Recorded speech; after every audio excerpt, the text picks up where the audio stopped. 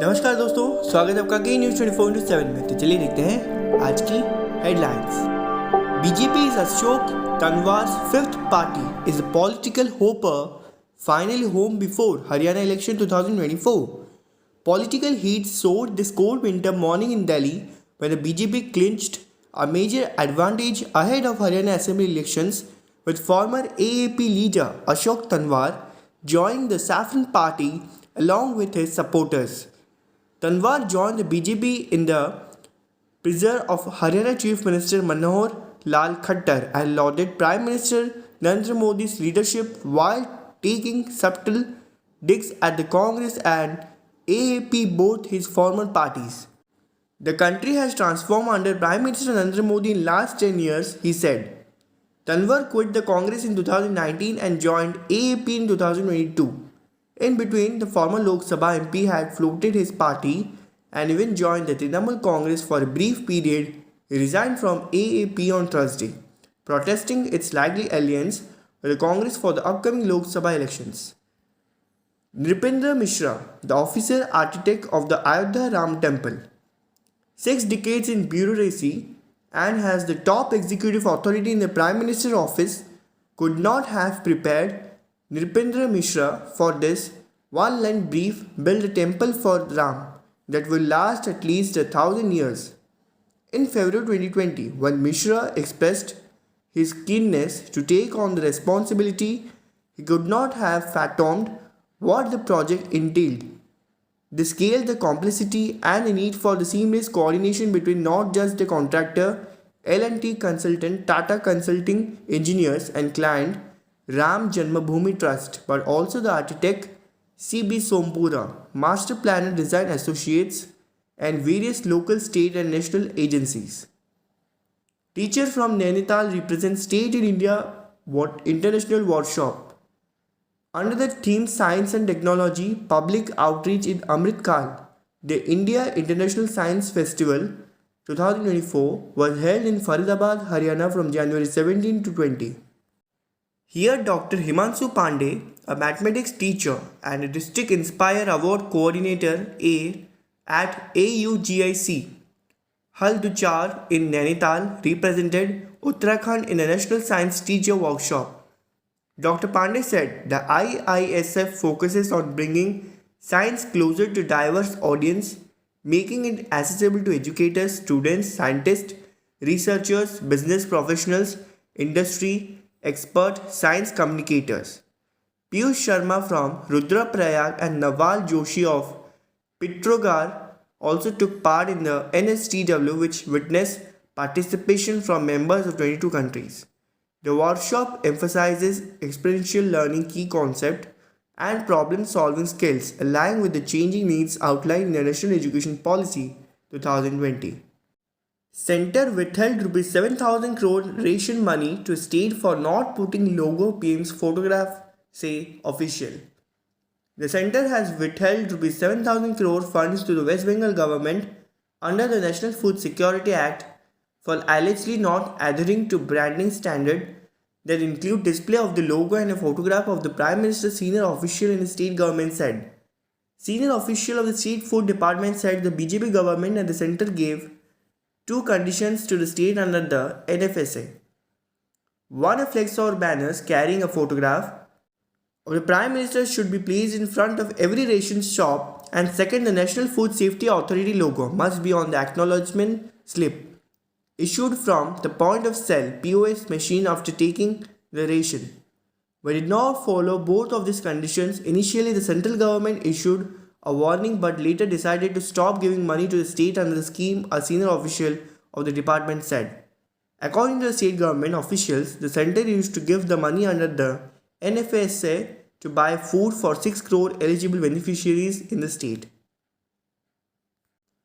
After the centre withheld payment of Rs 7,000 crore to West Bengal, the state government started procurement of paddy for distribution to people through the public distribution system. The state government set a target of procuring 70 lakh tons in the 2022 and 23 financial year. However, till now the state managed to procure 30% of the target, said a senior official of the department, adding 70 lakh tons. Paddy is meant to be distributed to over 2 crore people in the state through the public distribution system. National Butter Crunch Day 2024 History, How to Celebrate, All You Need to Know. National Butter Crunch Day on January 20 celebrates the delightful toffee candy that dances with flavors and textures, getting ready to indulge in the sweet symphony of the crunchy toffee covered in chocolate, possibly with a sprinkle of toasted elements. As diets and health conscious choices rise, the classic Butter Crunch, with its addictive nature, prompted the creation of National Butter Crunch Day. Butter Crunch is not your average candy.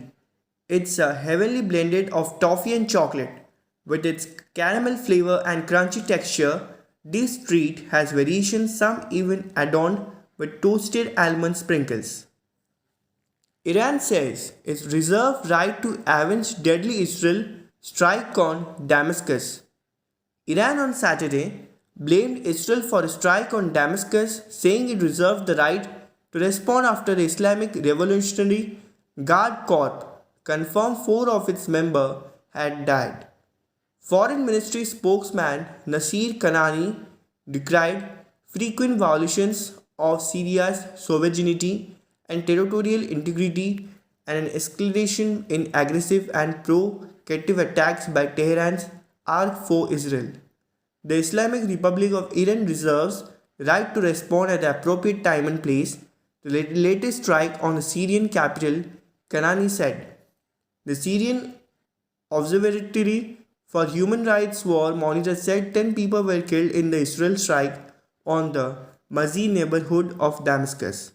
The Guards Sifa news agency said the evil and criminal Zionist regime Israel killed 4 of its military advisors, while Iran Mehr news agency reported one of them was the force spy chief of Syria. After Union Education Minister Pradhan appealed center to lift excess 10 lakh ton rice.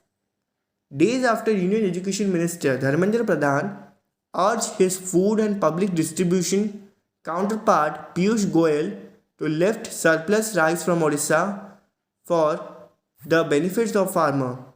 The centre approved lifting for an additional 10 lakh ton parboiled rice from the state. The Food Corporation of India will procure the rice from the state.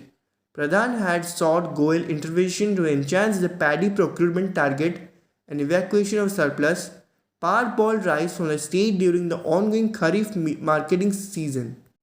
The Department of Food and Public Distribution has accorded approval for acceptance of 10 lakh ton of fortified parboiled rice by FCI in the Odisha in the KMS 2023-24, Goyal said in the reply to Pradhan. The state government has fixed paddy procurement target of 79 lakh ton, which will be around 54 lakh ton in terms of rice. The state will have around 10 lakh ton of surplus rice as the centre reduced the target to procure 44.28 lakh ton of rice from the state for the central pool against 53.83 lakh ton procured in the last Kharif season.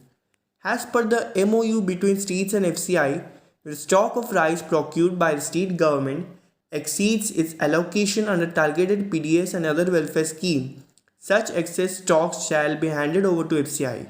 However, the latter will have the option to specify whether such excess rice that would be handed over for the central pool by the state government shall be in the form of raw rice or parboiled rice to meet overall consumption requirement of the country. Odisha mostly produces parboiled rice as the primary.